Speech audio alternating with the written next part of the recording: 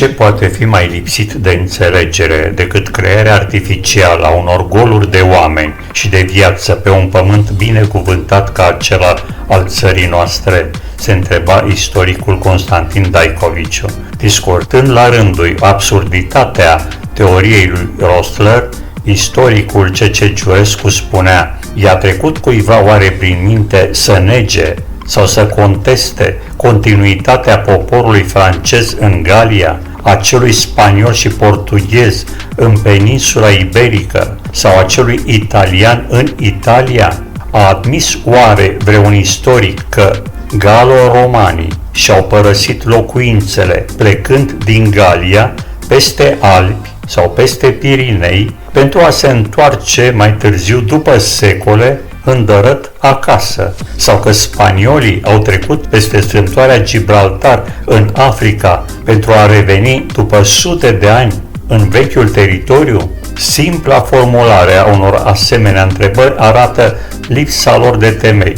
Dintre toate popoarele Europei, numai poporului român îi se neagă continuitatea pe pământul străbun, fiind considerat de unii istorici neinformați ca un miracol al istoriei. Problema continuității românilor, despre care s-au scris peste 1500 de cărți și articole, este de fapt o problemă de ordin politic. Ea nu s-a născut decât în secolul al XVIII-lea, când românii din Transilvania, care alcătuiau majoritatea populației, au cerut egalitatea în drepturi cu celelalte naționalități privilegiate ale țării. Li s-a răspuns atunci că nu pot fi egal cu ceilalți locuitori, deoarece au venit mai târziu în țară, din care pricină au fost considerați tolerați. Până la sfârșitul secolului al XVIII-lea, când românii din Transilvania au cerut drepturi politice, nimeni nu a contestat continuitatea românilor pe aceste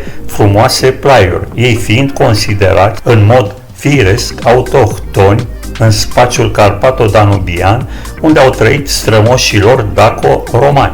Nu este o întâmplare că primul istoric care a predat împotriva continuității românilor a fost un sas, Franz Josef Schulzer, autorul lucrării Istoria Daciei Transalpine, apărută la Viena în 1782. Pornirea lui Schulzer împotriva românilor se datora edictului de toleranță al lui Iosif al II-lea din 1781, care proclama egalitatea românilor cu celelalte națiuni.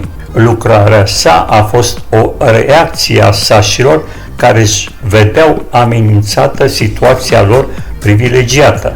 Reluând ideile lui Schulzer, Robert Rosler, în studii românești, cercetări asupra istoriei mai vechi a românilor, părută în 1871, a creat teoria ce-i poartă numele, potrivit căreia împăratul Aurelian ar fi retras din Dacia toată populația daco-romană, astfel încât poporul român s-ar fi format la sudul Dunării, de unde ar fi revenit la nordul fluviului la sfârșitul secolului al XII-lea. Această teorie este urmată de o serie de teorii fantasmagorice privind revenirea românilor la anumite momente și în anumite grupuri. Alții, la rândul lor, susțin că de fapt românii n-au existat nici la sud de Dunăre. Ținând seama de acestea, Gheorghe Brătianu se întreabă: atunci de unde au venit românii? Să fie vorba de o generație apărută spontan la începuturile epocii moderne? Iar un alt mare istoric, francezul Lot, afirmând în același spirit, spunea că românii au ieșit din infern sau au căzut din cer. Și adăugăm noi în aceeași notă: au căzut, se pare, unde nu trebuia. Toate astea au avut loc deoarece, așa cum spunea Constantin Daicovici, roslerienii nu s-au închisit să țină cont de cea mai elementară datorie științifică, și anume de a analiza varianta logică și verosimilă conform căreia populația a rămas pe loc în Dacia, mai ales că ocupația romană a fost de doar 165 de ani.